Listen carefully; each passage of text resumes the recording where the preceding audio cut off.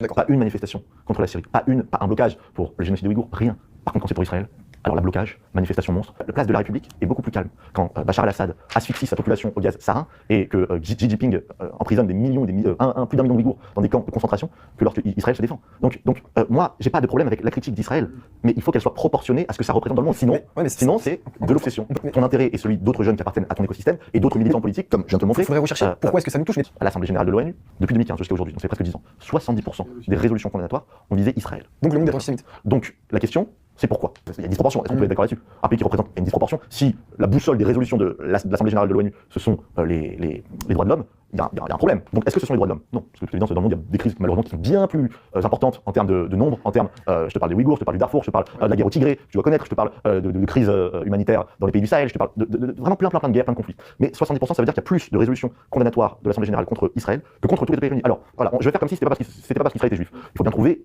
un paramètre singulier qui explique cet intérêt singulier que l'on porte à ce conflit. Est-ce que c'est la durée du conflit? Non, il y a des conflits qui sont encore plus vieux. Un au Pakistan, le conflit au Cachemire.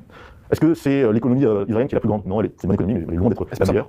Est-ce que c'est le plus grand pays? Non, c'est un petit pays. Est-ce que c'est le pays le plus peuplé? Non, c'est pas un pays le plus peuplé. Et alors Israël se trouve où sur plus de 200 pays dans ce classement des pays en matière de liberté humaine, liberté politique, liberté individuelle, liberté tout ça, se trouve à peu près à la même place que les îles Salomon, d'accord? Donc ça doit être dans les 40 premiers pays. Okay. Si la boussole de l'attention de l'ONU, des militants qui bloquent Sciences Po, de l'attention médiatique, de tout ça, était les droits de l'homme, on accorderait autant d'attention, d'accord, à Israël qu'aux îles Salomon. Le seul paramètre, unique à Israël, c'est que c'est un État juif. Ok, donc là c'est un énième débat israélo-palestinien, enfin un débat qui est audible, où les deux sont respectueux, civilisés, ils se répondent tranquillement, sans trop s'aboyer dessus.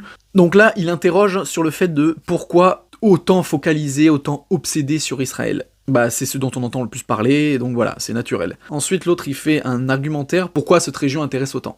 Et comme il trouve rien, il dit, bah c'est parce que c'est des juifs, et donc c'est l'antisémitisme. Donc voilà, comme il dit, ça voudrait dire que le monde entier est antisémite.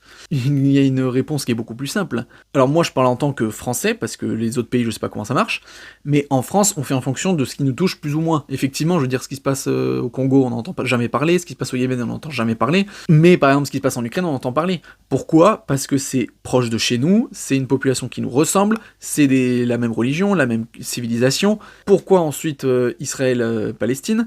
Parce que, tout simplement, la France, depuis plusieurs décennies, il y a de plus en plus de musulmans chez nous, et on est aussi la communauté avec le plus de juifs en Europe. Donc, vu que c'est un conflit qui touche les musulmans et les juifs, c'est normal qu'on entende plus parler dans notre pays et que ça passionne entre guillemets. Et enfin, pourquoi au niveau du monde, effectivement, ça intéresse aussi? Bah tout simplement parce que c'est la région qui veut ça. C'est une région hyper importante du monde, le Moyen-Orient.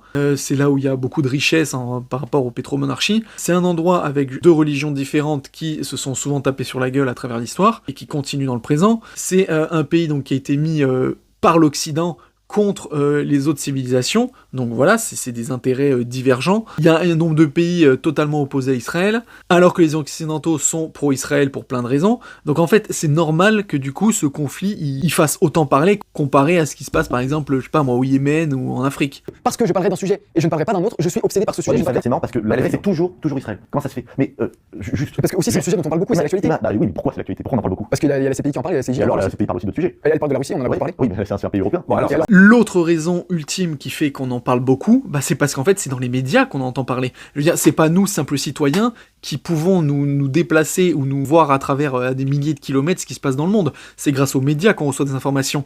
Donc si les médias, ils étaient occupés à fond avec ce qui se passe en Afrique et par exemple au Yémen, on n'en parlerait jamais du conflit israélo-palestinien. En fait, on commente aussi ce qu'on voit dans les médias. L'origine même presque plus que toutes les autres, c'est parce que c'est les médias qui font qu'en parler. Et puis là, sur le coup, on peut pas dire que c'est des musulmans qui dirigent les médias en France, si vous voyez ce que je veux dire. Donc, on peut pas reprocher à des anti-Israël d'être obsédés par ça, étant donné que c'est les médias qui nous fournissent.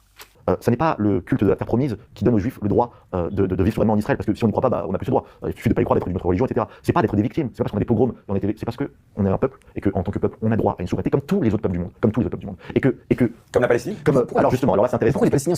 Ah, alors là j'adore, là il s'est fait un harakiri le mec. Donc le mec explique que le fait que Israël ait le droit d'avoir son pays, c'est pas à cause de la religion, alors que bon, enfin je veux dire quand même, ça a été quand même élaboré vachement à cause de la religion, et puis il y avait même à la base, ils auraient pu être... les Juifs, après la Seconde Guerre mondiale, ils auraient pu être à Madagascar, je crois, ou même sur un autre endroit en Afrique ou en Amérique latine. Mais bizarrement, c'est là où il y a Jérusalem, donc c'est pas du tout religieux.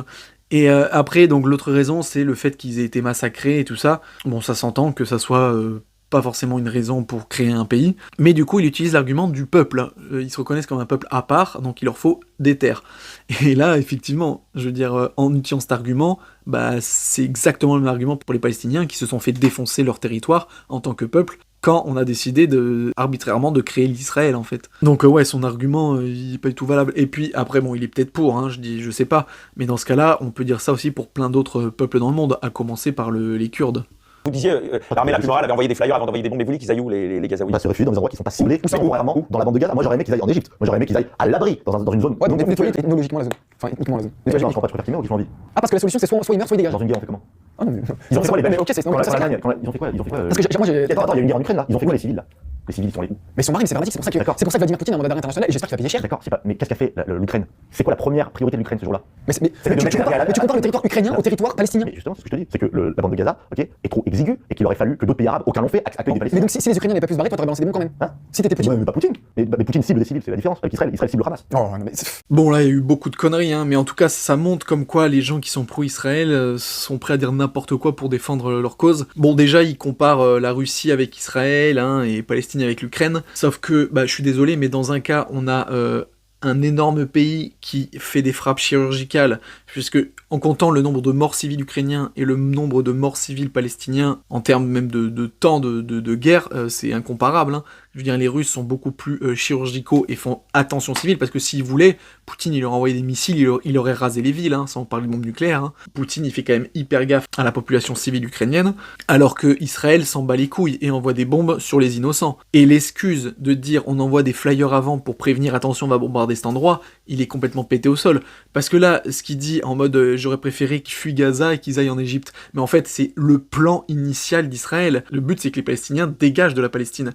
La preuve, hein, depuis vraiment la création d'Israël, le territoire palestinien se fait bouffer. Il y a quasiment plus rien maintenant. Il y a des bouts de Cisjordanie et Gaza. Et sauf que Gaza, c'est complètement fermé de partout. La seule ouverture, c'est à la frontière avec le Sinaï en Égypte. Leur politique, c'est soit bombarder et tuer tout le monde, soit en disant on vous prévient avant donc faut partir, mais partir où? Ben voilà, en Égypte. Donc en fait, c'est vider Gaza de sa population pour après fermer la frontière et que les Israéliens gardent Gaza pour eux. Enfin, je veux dire, voilà, c'est trop facile de dire ah bah oui, mais moi j'aurais préféré qu'ils s'en aillent et tout, mais quelle excuse de merde. Là c'est sûr que la politique de prendre le contrôle entier du territoire pour Israël, ça va marcher comme ça. Hein. Et donc oui, après ce qui est marrant, c'est qu'il dit Poutine vise les civils ukrainiens alors que Israël vise le Hamas. Mais je crois que là, c'est la plus grosse connerie qu'il dit dans toute l'interview. Parce que, comme je l'ai dit, voilà, Poutine, il vise d'abord les militaires ukrainiens, hein, et les infrastructures qui servent à l'effort de guerre ukrainien, alors que Israël, si on fait le quota en termes de morts du Hamas et de morts de civils palestiniens, il n'y a pas photo, en fait. Donc c'est vraiment une blague. Il y a même des déclarations, il a affirmé. Il y a Yoav Gallant. Oui, il a assumé, il a coupé l'eau, il a dit on va les laisser crever de soif. C'était quand ça? C'était le 9 octobre. D'accord, le 9 octobre, il a dit pas d'électricité, pas d'eau, jusqu'à ce que les otages soient retournés. Ok, donc on punit tout le monde. On punit les gosses, on punit tout le monde. Est-ce qu'Israël a maintenu, ça a duré 3 jours ce truc, est-ce qu'Israël a maintenu Un peu plus. combien? Il me semble que c'est 7 jours. Est-ce qu'Israël a maintenu cette. Mais encore heureux. Encore Mais non, mais même le supprimer. Parce que encore heureux, on ne commet pas un génocide. Ah, on est d'accord. Mais non, on ne commet pas un génocide. On va pas aussi loin que ça. Bah attends. Et parce qu'Israël ne pouvait pas le faire. Mais ils avaient la pression internationale à un moment. Mais bien sûr que oui. Mais tu peux pas couper l'eau. T'as vu les déclarations qu'ils ont fait? Les déclarations qu'ils ont fait le 7 octobre. Mais c'est on va raser la bande de Gaza. On en a rien à foutre des gosses. On en a rien à foutre de la précision. On va faire du dégât. Comment ça se fait qu'il n'y a pas un abri civil à Gaza?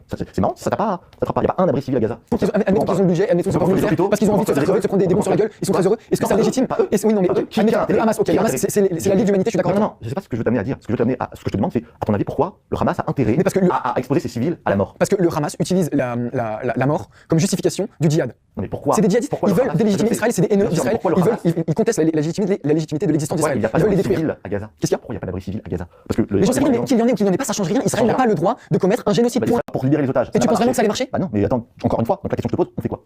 On respecte les conventions de Genève. Ok, on fait quoi? Pour libérer les otages? Non, pour éradiquer le Hamas. Au lendemain du 7 octobre, qu'est-ce que doit faire Tsahal? Si toi t'es à la tête de Tsahal, tu fais quoi? Qu'est-ce qu'on fait pour répondre au 7 octobre? Qu'est-ce qu'on fait? La bande de Gaza qui est contrôlée, occupée, gouvernée par le Hamas. Donc qu'est-ce qu'on fait? On balance un missile nucléaire? Ce qui est marrant, c'est qu'il dit oui, mais qu'est-ce qu'il faut faire pour éradiquer le Hamas? En mode, juste après les attentats, qu'est-ce que vous voulez que Israël fasse? Mais qu'est-ce que la France a fait après le Bataclan? Est-ce qu'on a allé bombarder comme des gros porcs des villes d'Irak et de Syrie? Ben non. Alors je dis pas, hein, dans la guerre, on a dû faire des atrocités, on a aussi dû lancer lancer des bombes et faire des dommages collatéraux. Mais là, la réponse de après les attentats, je suis désolé, la France, on n'a pas fait ça. On a essayé, avec les militaires sur place, d'éradiquer des gens de l'État de Daesh, mais je veux dire, on n'a pas bombardé des grosses villes en disant attention, on va bombarder la ville, cassez-vous. Ça s'est fait quand même plus subtilement. Je veux dire, à chaque fois qu'il y a un attentat dans le monde, les pays, ils réagissent pas en rasant l'endroit du pays, sous prétexte, oh, il y a 2 mecs terroristes chez vous, donc on bombarde la ville. Parce que là, c'est exactement ce qu'ils font, Israël. Et puis après, le fait de couper l'eau pendant 3 jours, alors ils disent entre 3 et 7 jours, mais même si c'est 3 jours, c'est suffisant. Parce que l'humain, il lui faut 3 jours pour survivre sans eau. Après, il meurt. Donc, le fait qu'Israël ait coupé l'eau à la population de Gaza pendant 3 jours, mais c'est inhumain.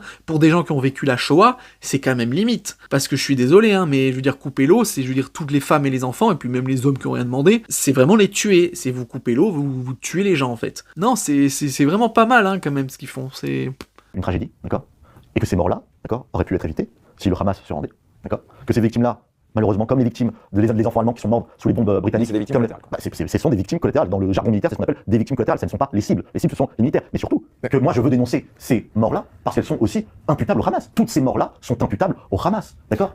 Et voilà, pour finir, cet extrait qui est absolument abject, c'est de voir comment les pro-Israël arrivent à retourner tout pour eux. Je veux dire, il y a eu le massacre à Rafah, qui est plein de gens qui sont morts par une bombe israélienne, et en fait, c'est pas la faute d'Israël, c'est la faute du Hamas. Or, il faudrait quand même le rappeler, le Hamas a été élu démocratiquement, en tout cas par vote, par le peuple palestinien. Pourquoi? Parce que le peuple palestinien se fait colonisé, et c'est même plus que colonisé, il se fait clairement défoncer, sa terre n'existe plus, au profit d'Israël en fait, pendant des années. Et la communauté internationale n'en a rien à foutre. Leur ultime recours pour survivre, c'est faire appel au Hamas, une organisation qui est certes dégueulasse et qui est terroriste, mais c'est leur seul recours en fait pour survivre. Et donc, même si c'est horrible, mais grâce à eux, la communauté internationale se réveille, et voilà, ça a fait un peu plus de bruit. Du coup, Israël, un peu dans la merde, qui a les projecteurs sur eux, comme c'est un état démocratique, etc., ils sont obligés de faire gaffe. Ils peuvent pas faire n'importe quoi non plus, même s'ils font pourtant des choses horribles déjà. Mais je pense qu'ils feraient 10 fois pire si tout le monde en avait rien à foutre. Et donc le Hamas fait des actes terroristes en Israël, et la réponse d'Israël, c'est de massacrer le peuple palestinien. Et du coup, on va dire que c'est la faute du Hamas, alors que non, le Hamas, ils font ça pour les Palestiniens en fait. Et en fait, c'est ça qui est balèze, c'est d'arriver à rendre coupable d'autres pour des actes que soi-même vous avez fait. Vraiment, c'est fort. Et en fait, ce que j'adorerais, c'est de voir si par exemple Poutine un jour il bombardait une école ukrainienne, et qu'après dans les médias, les Russes ils disaient oui, non mais c'est la faute aux Ukrainiens si l'école a été bombardée en Ukraine. Et j'aimerais à ce moment-là voir les médias français, voir ce qu'ils diraient. Vraiment, le parallèle peut être fait. Enfin voilà, c'est juste immonde.